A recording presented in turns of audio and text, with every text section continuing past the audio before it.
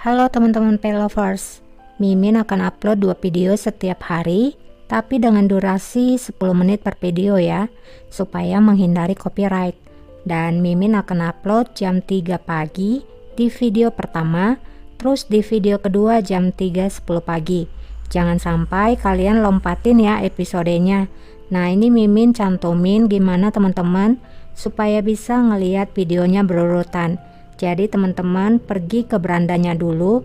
Nah, di situ kan ada beranda video, short, live, dan playlist. Teman-teman klik yang di bagian video. Jadi di sana itu videonya bakalan berurutan. Nah, teman-teman jadi mudah nontonnya di tiap episodenya dan nggak lompat-lompat. Oke, Mimin cuman bilang itu aja supaya teman-teman nggak bingung kalau nonton videonya ya. Oke, terima kasih. İstediğini yap. Çocuğu gönder. Selim pun menjawab, "Ibu, aku akan menjadi anak yang layak untukmu. Tapi jika Bayezid mengancamku, maka segalanya akan berubah." Hurrem pun menjawab, "Aku tidak punya keraguan pada Bayezid. Dia akan berperilaku dengan baik. Yeter ki sen içindeki şeytana mukayyet. Tapi kamu harus mengontrol iblis yang bersama dirimu dan kirimkan iblis itu ke dalam harem." Namun Selim hanya diam. Bir an evvel def et.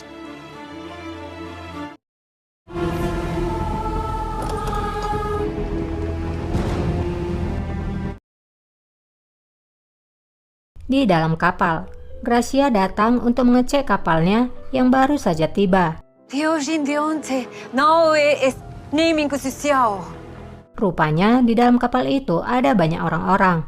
Ia mengatakan kepada mereka bahwa mulai dari sekarang mereka bukan lagi seorang budak. Kalian akan bebas dan aman di tanah Ottoman ini. Seorang gadis pun mengucapkan terima kasih atas bantuan yang telah diberikan Gracia kepada mereka. Nampaknya Gracia ingin menyelundupkan orang-orang dari negaranya untuk masuk ke Turki secara ilegal. Setelah itu, Gracia pun keluar dari kapalnya. Namun di sana ada Jal yang diam-diam mengawasinya. Seperti yang kita tahu, Rustem telah memerintahkan Jal untuk mengawasi Gracia.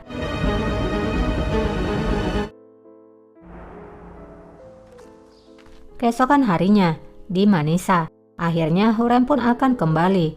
Ia pun memeluk Bayezid dan berpesan kepadanya agar berhati-hati, karena setiap langkah yang salah yang ia ambil bukanlah melukai Selim, melainkan dirinya sendiri. Selim. Begitu juga Selim, Hurrem juga memeluknya. Ia juga mengatakan, "Selim, jangan lupa dengan apa yang sudah aku katakan padamu.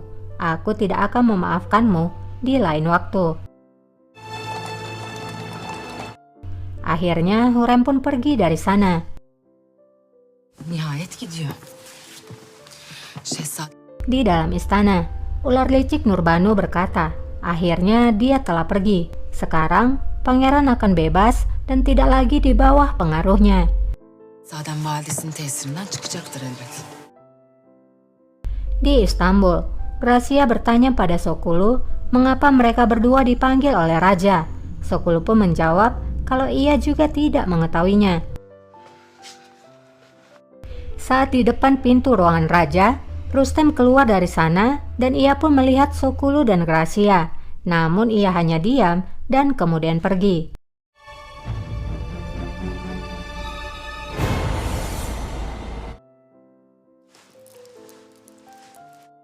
Gracia dan Sokulu pun masuk ke dalam ruangan.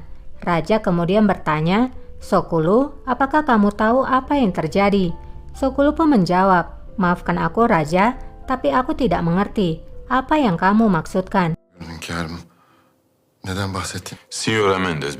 Raja pun menjelaskan kalau Gracia telah membawa rekan-rekan seimannya ke tanah ini tanpa izinku. Mendengar hal itu, Gracia pun menjadi khawatir. Begitu juga dengan Sokulu yang tidak menyangka telah diakalin oleh Gracia. Raja berkata lagi, alih-alih mengangkut barang, dia justru mengangkut orang-orangnya. Sokulu pun menjawab kalau dia sama sekali tidak mengetahuinya. Raja pun bertanya, "Gracia, apa yang telah kamu lakukan?"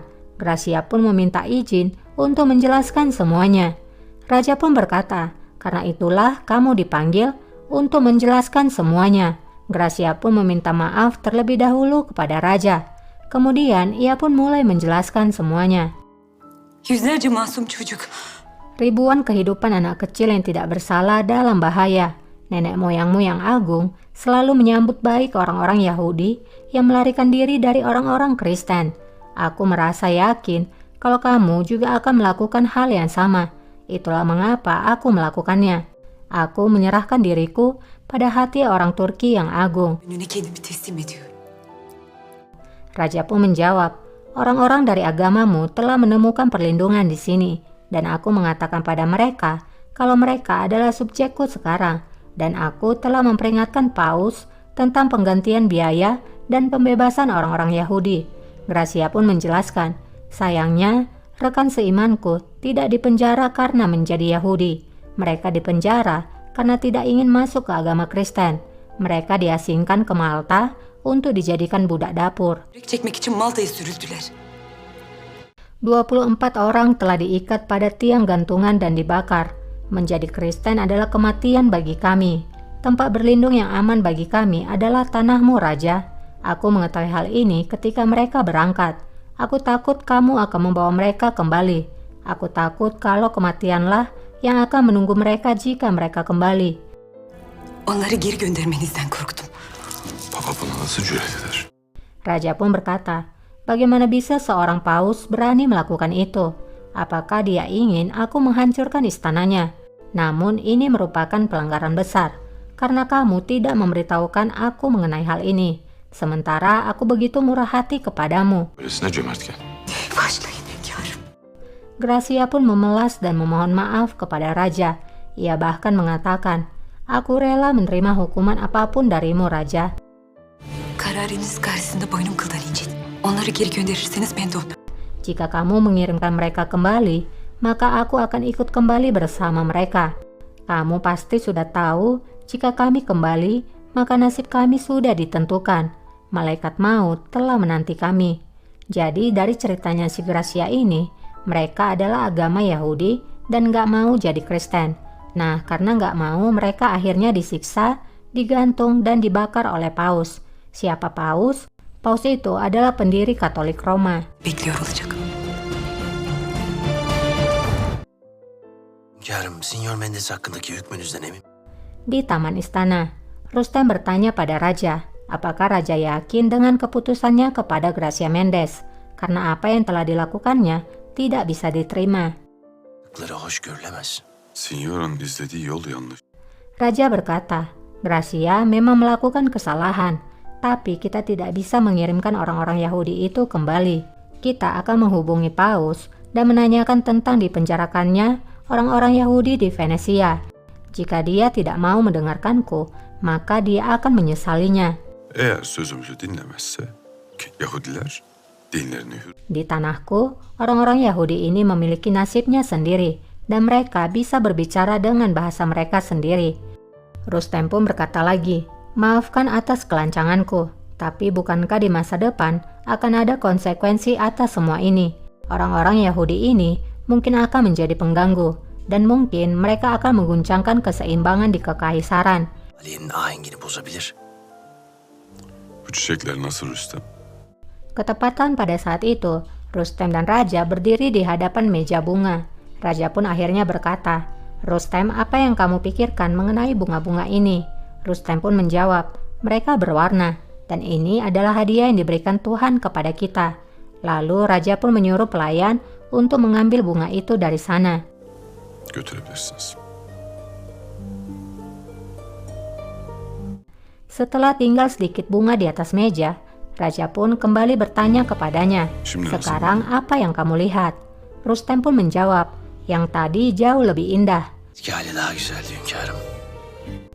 Raja pun mulai menjelaskan, Tuhan menyukai keberagaman. Kalau tidak, dia akan menciptakan hanya satu jenis bunga saja, hanya satu burung, hanya satu manusia. Tapi kamu bisa melihat, kita semua terlihat berbeda. Ademoğlu. Az evvel bu masa güzeldi. Meja ini baru saja terlihat indah, seperti semua bungaku di tamanku. Kita di sini, di tanahku. Mengabaikan perbedaan antara agama dan bahasa, Kristen, Muslim, Yahudi, mereka harus hidup dengan damai dan bahagia, sama seperti bunga ini. Hristiyan, Müslüman ve Museviler. Tıpkı bu çiçekler gibi. Harmoni dan keberagaman adalah kekayaan terbesar. Rustem pun akhirnya mengerti. Birlikte